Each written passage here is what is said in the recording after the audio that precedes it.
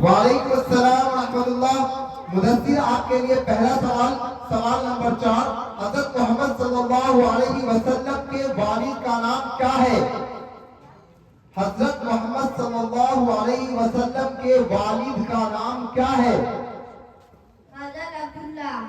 بہت خوب، آپ کے لیے اگلا سوال، سوال نمبر 17، حضرت محمد صلی اللہ علیہ وسلم پر پہلی وحی کہاں نازل ہوئی؟ غارِ حرا۔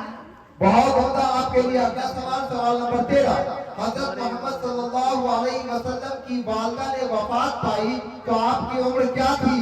6 برس۔ بہت خوب، آپ کے لیے اگلا سوال، سوال نمبر 32، معراج کے موقع پر ہمارے نبی صلی اللہ علیہ وسلم کو کون سا تحفہ ملا؟